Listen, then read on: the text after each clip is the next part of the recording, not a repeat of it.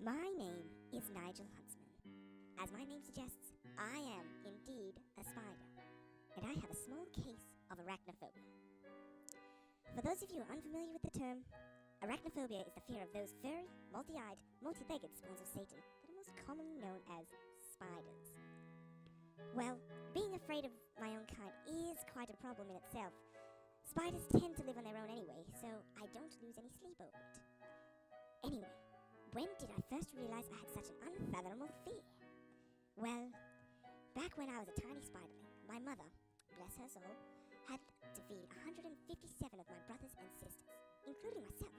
It was not until the third or even the fourth meal when I finally took notice of the carnal method in which mother captured and fed on the innocent creatures of the night. I mean, seriously, have you ever seen a spider feed? It's horrifying. No wonder everyone hates us. I mean, I was horrified, to say the least, and I am a spider. On that day, I swore never to eat another innocent creature again, whilst also staying away from any and every spider as well. So now I simply try to be a likeable chap, as likeable as one can be. As some would say, I'd like to be a people spider. It was clear I had to confront the building's original inhabitants. Now, when someone tells you the best method of meeting someone is to simply say hi, they lied. It was evident to me that it wasn't going to be easy. I soon realized I wasn't going to win him over by showing him how well-mannered I was. Surprisingly, humans are very sophisticated as one would think. I needed to tempt him with the art of persuasion. The first few messages were really to hone my writing technique, quality over quantity, but later my webs got a bit out of hand. Maybe I got a bit carried away, or maybe I just got desperate.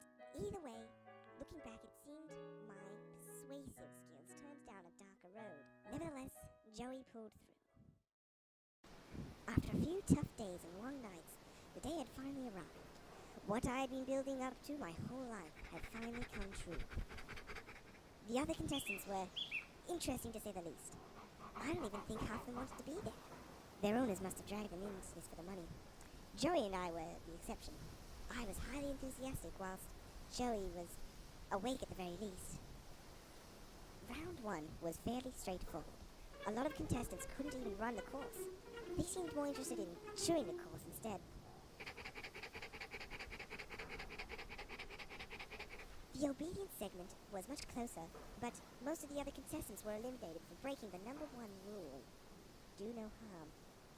I guess most pets get hungry around this time of day. Surprisingly, this was enough to advance me to the final round due to the lack of contestants.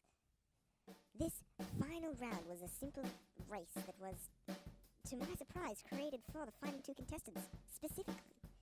I felt pretty confident. Well, confident until a spider. No, a bloody monster from the pits of hell. And I had to beat it in a race?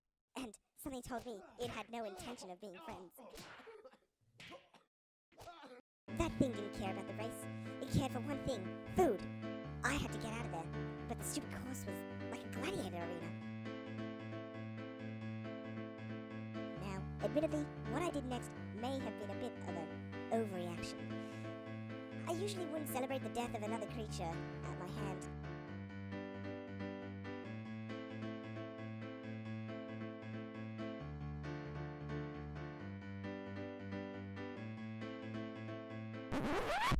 I was overjoyed when I saw the ugly excuse of the spider go splat. What? I had more or less conquered my greatest fear, or at least got some recognition for winning a competition. Joey's more or less happy, I guess. Well, as happy as a teenager can get on a Saturday morning. Everything seemed to have worked out, kind of. Am I world famous? Not in the slightest. Will humans ever see me as more than a creepy crawly? Probably not. Do I have a better sense of self-esteem? Definitely. The moral of this story is, if you want to achieve something, do it, even if it means facing your greatest fear.